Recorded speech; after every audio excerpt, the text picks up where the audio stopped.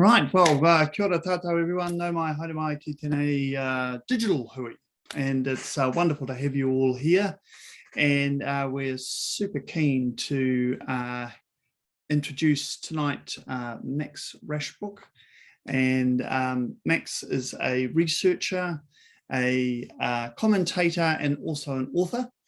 And he's just released a book called Too Much Money, and I'm picking it's about money. And so welcome, Max. Lovely to have you here. And it'd be great if you could just sort of introduce yourself a little bit, and then perhaps tell us a bit about your book and what you found. Yeah, kia ora koutou. Thanks very much for that introduction, Brendan. Thank you very much, everyone, for sharing a bit of your evening with me. What I thought I'd just do is talk to you briefly about three things that I think are new and distinctive in the book. Three things that it's adding, hopefully, to our understanding of how we live now in Aotearoa New Zealand. So first one, as Brendan said, absolutely, it's a book about money. And it's a book about who owns what. It's a book about wealth.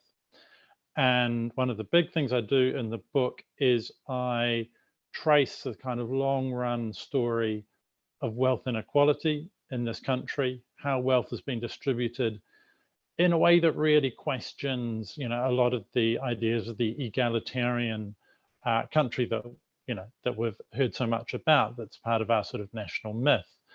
And if you go back to some of our earliest wealth data in the 1890s, for instance, the wealthiest 1% owned a quite staggering 2/3 of all the assets in the country.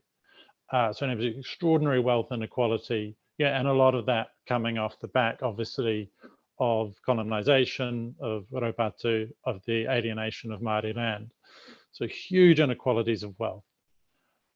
Across the sort of the long arc of the 20th century, that massive share of the 1% declines dramatically, thanks to taxes on wealth, taxes on estates, on inheritances, taxes on income. It falls thanks to other factors like the beginnings of a welfare state, the construction of state housing, and of course, an increasingly strong and assertive trade union movement, which won a greater share of company revenue for its members, for ordinary workers. That reduced the share of wealth that the 1% enjoyed down to something like $1 in every 6. Then came the Rogernomics revolution of the 1980s and 1990s, with cutting taxes, slashing benefits, for a time bringing an end to the state house building program, and of course, really hacking away at the power of unions through the Employment Contracts Act and things like that. All of which has brought us to a situation now with the wealthiest 1%, so it's about 40,000 adults, owns a quarter of the country. So a quarter of all the assets that you see around owned by that small tranche of people. So that's kind of the first thing, and that's in this book, it's the first time that whole sweep of data of inequality has ever been brought together. And of course, one of the things that tells you is that inequality is political. It's not fixed. It's not inevitable. It's not just because of globalization or technology or these forces that are sometimes posited as being totally out of our control as a small country buffeted by the high seas of the international economy. Inequality increases and it decreases according to politics, which means that it's solvable. So that's one really important contribution that I think I'm making with this book. The second one is to say, well, okay, there's wealth and there are inequalities of wealth, but it's not just that. It's not just those inequalities. It's all the other things that wealth buys. And one of the things that I'm worried about is that increasingly, I think, in this country, wealth buys a whole lot of other things, a whole lot of other opportunities that are really important. So increasingly, wealth buys better housing. It buys housing in the grammar zones, in the zones for schools that probably actually don't teach any better than other schools, but they get your kids into the right networks from a very early age. And then those are the schools from which the most prestigious and the best, kind of ultimately best paying university courses disproportionately recruit. So during sort of one recent period of time when Canterbury University took 2,000 students into its first year engineering program, literally one of them was from a decile 1 school, as opposed to huge numbers from much wealthier schools. There are all these kinds of advantages, and these are advantages of education and housing, and then that puts people on what I call conveyor belt of advantage, so that they're being lifted up towards all kinds of advantages and opportunities, greater income, stronger social networks, greater political influence, and all these kinds of things then are intergenerational. So people are able to pass on these opportunities to their children. Conversely, if you come from a lower income family, you face all these multiple accumulating barriers.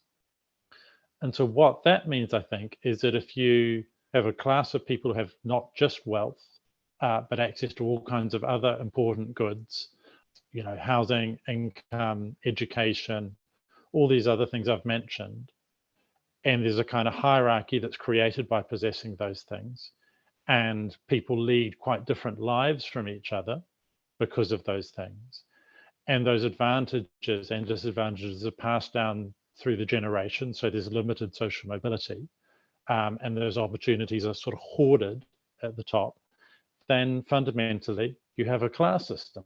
Now, of course, that's something that New Zealand has always liked to say, well, we don't have that. We're a classless society. Well, I just think that's not true. And one of the things I'm doing in the book is presenting a lot of evidence about why that's not true.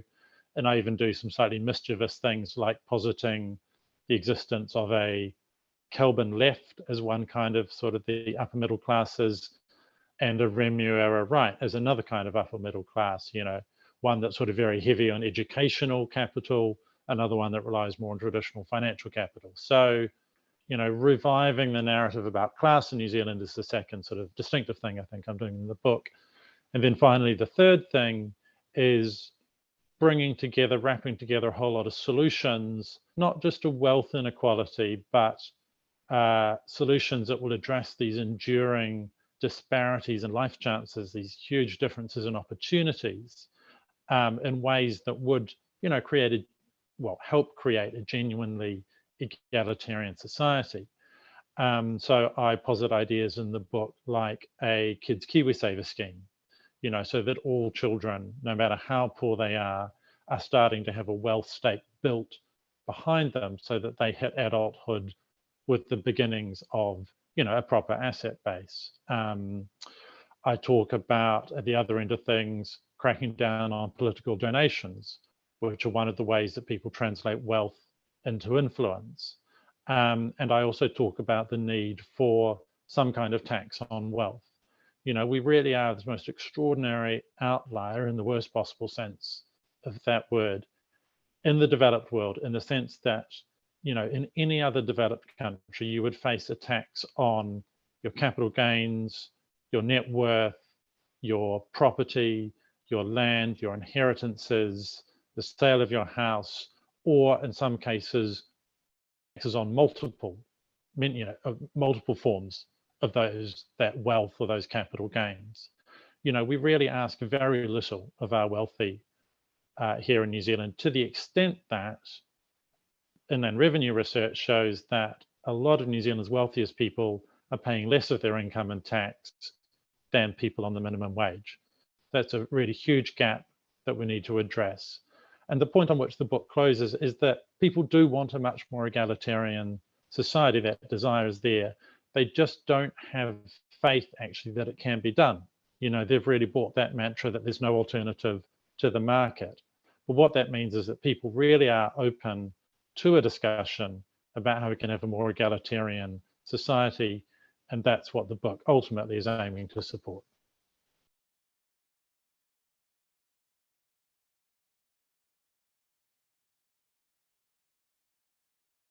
I'd say sort of one initial high level thing at the outset, which is that we've got a government that's ostensibly committed to well-being, in line with the commitment, of course, that you were calling for at the last election, but it often doesn't go much, beneath the surface. And in particular, there's been very little attention so far, I think, to disparities in well-being. Because, in pursuing well-being, we could fall into the same trap as pursuing GDP. You lift the number, you've lifted the aggregate, and you say, hurrah. But if most people haven't benefited from that increase in GDP, then it isn't a success. And the same thing, we could sort of boost well-being in aggregate, but if we're not lifting the well-being of those at the bottom, then we can't actually count that as a victory.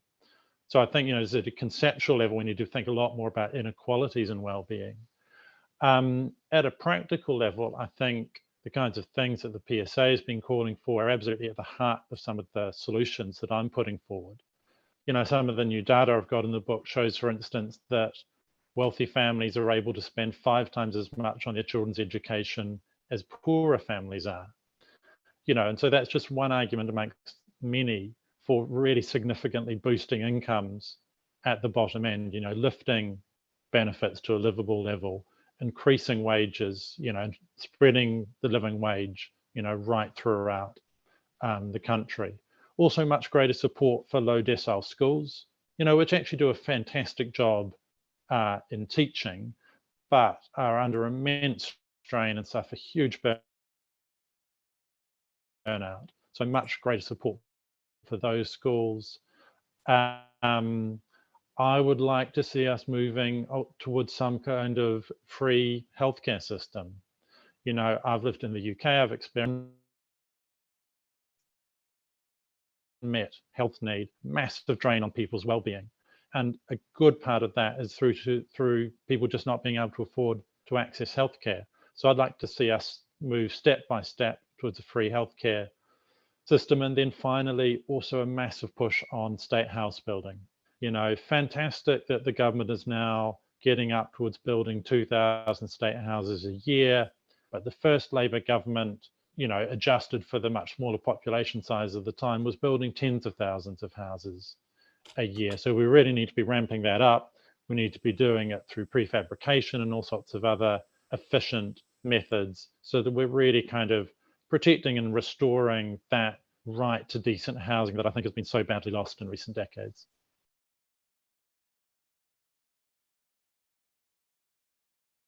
A lot of the forms of wealth taxes we've had in the past. I mean, we had inheritance taxes until they were abolished in 1991, and then gift duties were sort of limped on for a bit longer, but which were basically pointless once you no longer had an inheritance tax. In the 19th century, we experimented with both land and property taxes. So these things aren't actually unknown in New Zealand, but I think it is difficult to introduce them now in an awful way because, well, firstly, actually, I think if Labour had been consistently behind a capital gains tax from 2011, it might have got it across the line. And actually, there was just a lot of political circumstance. Andrew Little took it off the table. Ardern suddenly became leader, but without the time, the preparation to front foot the drive for a capital gains tax, got hit with the ambush attacks, chucked it out to a working group, and at that point, the argument was lost. So I think there was a lot of just, bad luck. But also we do have an economy that is structurally reliant on people selling things for a tax-free capital gain. That's the model of investing in housing, right?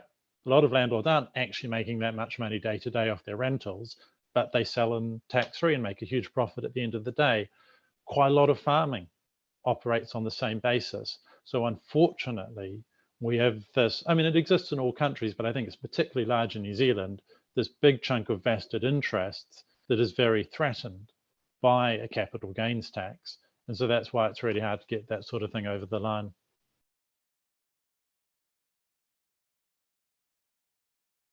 There's multiple elements to that question, and I think that's absolutely true. I mean, the combination of gentrification and rising house prices really has pushed a lot of low and middle income people to the fringes of major centres. The question is absolutely right about that. And of course, that's a double whammy, because then there aren't the good transport links back into the city centres where the jobs often are. So that creates all these multiple forms of disadvantage. Yeah, and then often there hasn't been the infrastructure to support all of that.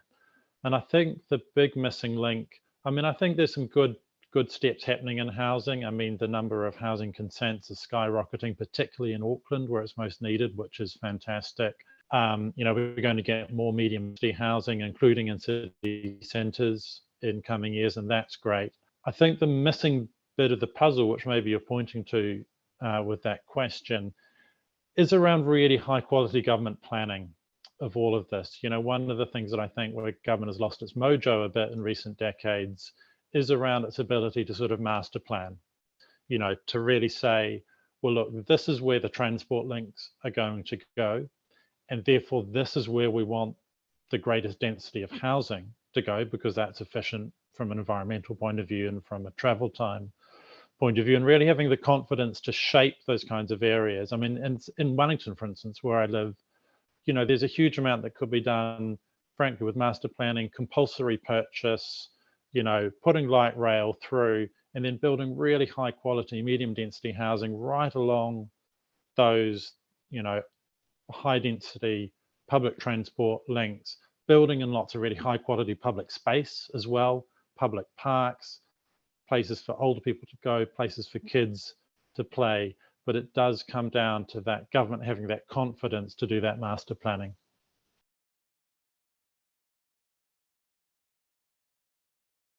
I haven't seen the press conference with Luxon and Willis. I saw a little bit of discussion online very briefly about, were they starting to walk back that commitment?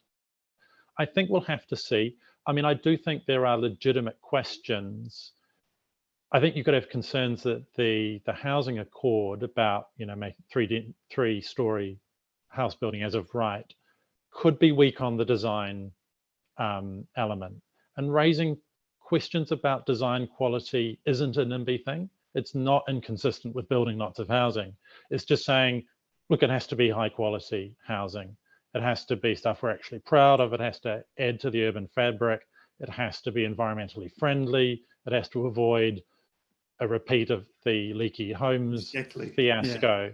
So at the moment, I wouldn't say they're necessarily completely walking back on that. And look, and that thing was Willis's baby, so it would be surprising if they completely retreated on it. We'll just have to see what happens as it goes through the process in the House.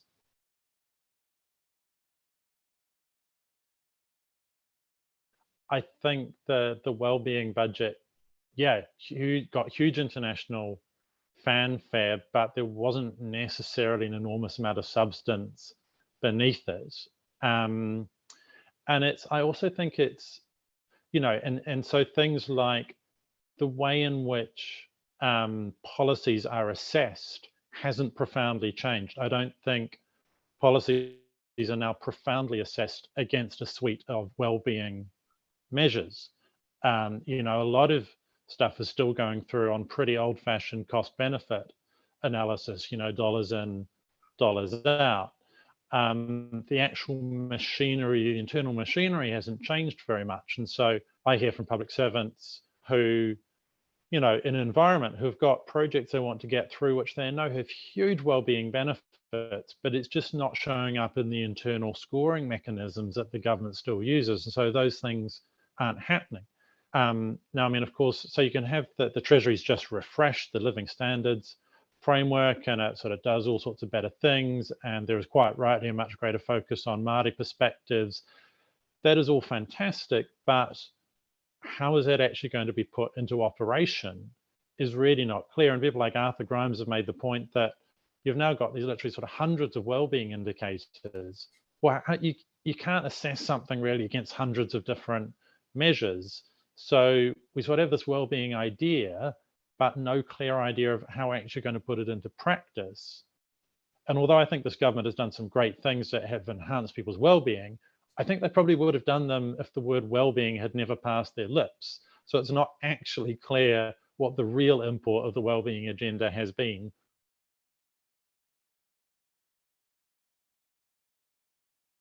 I certainly think it's a huge obstacle to, well, no, let me walk that back. I think it's an obstacle to doing government well in New Zealand.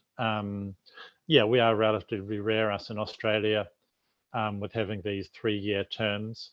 The problem, of course, is that, you know, the idea of a longer parliamentary term has been put to referendum twice already in New Zealand history and reasonably solidly defeated.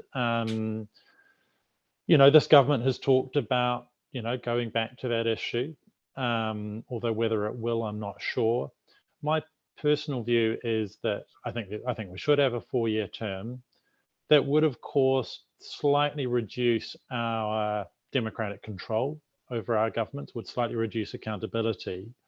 So what I think would have to be paired with is a set of other measures that would enhance accountability.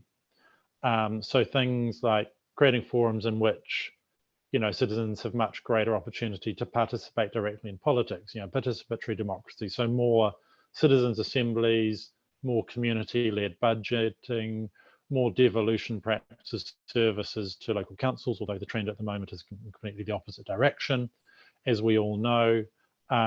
Greater transparency about how government operates, reforms of the OIA that creates, you know, genuine transparency, update, you know, that bit of legislation that's 3 decades old. So I think I would be in favour of a longer parliamentary term, but only if accompanied by those greater accountability measures.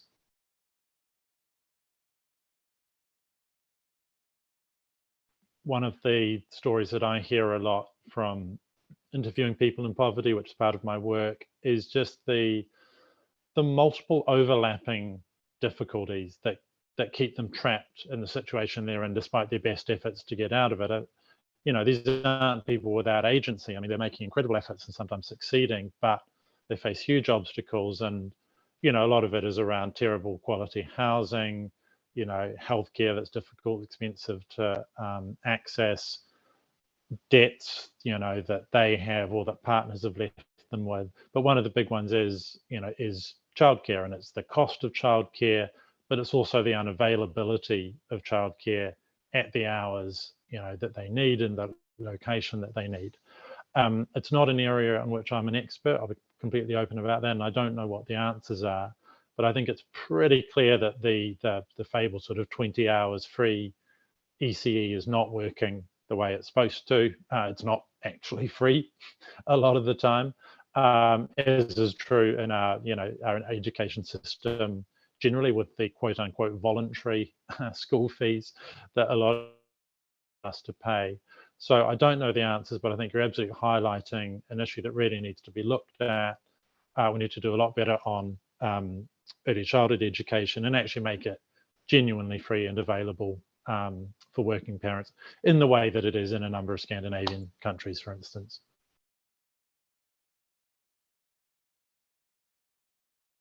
I think there's a huge amount to be said for that. I think it's obvious now that so many people are working longer hours than they want to, and that's creating to that feeling of stress and burnout that seems to characterize so much of modern life.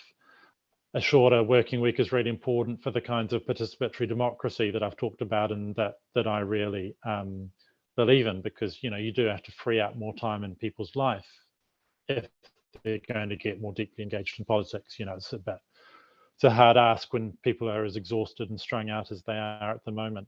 So I think it's really important. And I also think that there's a really important role for unions to be playing in that, because, you know, I feel like the discussion around the sort of 4-day working week is mostly being led by business at the moment. And look, and those are great businesses, and that's not the end of the world. But, you know, it's not hard to see how a 4-day work week could turn into, you have to still do this insane amount of work, but you've got to fit it into 4 days instead of 5. And you also have to address things like the fact that, you know, you used to be able to support a family, own a home, have a decent life on one salary, you know, rather than having both people in work. Now, we have to be careful around this agenda, because you don't want that to turn into the idea that the entry of women into the workforce has been a bad thing, which of course it hasn't been.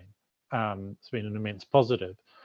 But I think we need to get to a situation where, maybe you can raise a family with both parents working part-time, which is probably what a lot of parents would want. And so if you're going to have a 4-day work week, you're actually going to have to increase the amount that people are earning during those 4 days if they're going to be able to enjoy the kind of lifestyle that they really want. So I'd like to see unions getting really engaged in that discussion around the shorter work week and how it actually works for everyone.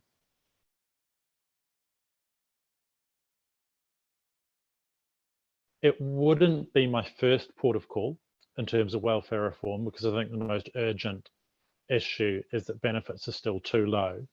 But you do have to acknowledge that, stealthily and incrementally, this government has increased the core benefit rate by over $90 a week, actually a really, really significant increase. I think it needs to be higher still, but they've obviously judged that that's not politically feasible. And taken in its own merits, I actually think social insurance is a good idea. And it's worth noting that it is an absolutely standard part of welfare systems around the world. We are very unusual in the OECD in not having some form of social insurance.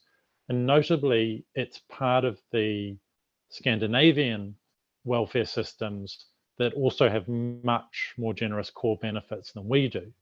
And the argument is that the two things can go hand in hand. By providing higher temporary benefits for people who've just come out of paid work, you give the middle classes a sense that they are benefiting from the welfare state, and that makes them more relaxed about more generous support for other people. And I think that's a valid argument. It's also worth noting that, social insurance is always temporary. It's not like one group of people get permanently put on a different benefit level.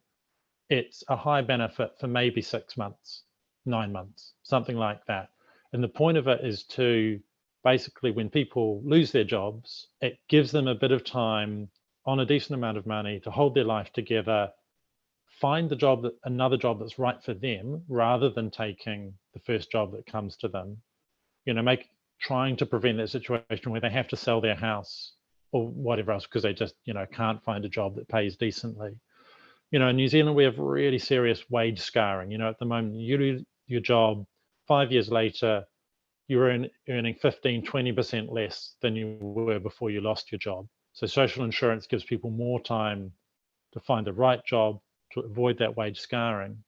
And then the last point in its favor, which I think is really getting lost, is that the people who lose their jobs most often, who are most, the victims of that kind of workforce churn, are people who are earning on or around the average wage, or even lower, down towards the minimum wage. They are actually the people who are displaced most often. There's huge gaps in coverage for them.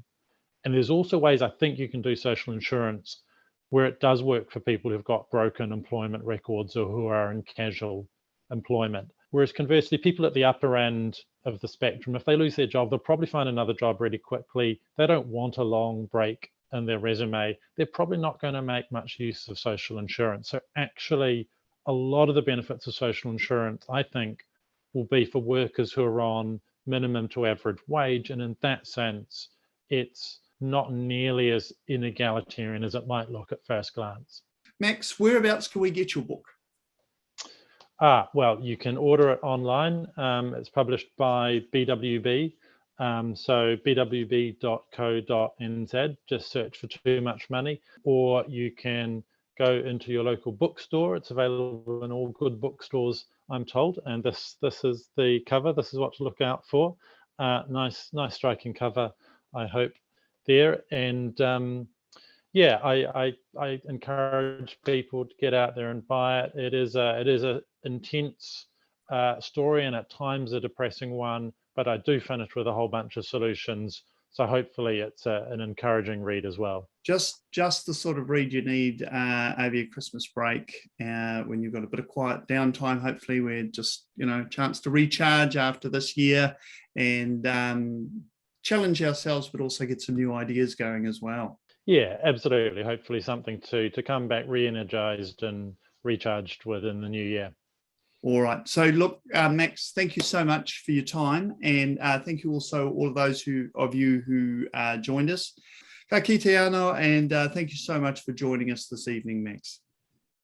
Thanks very much.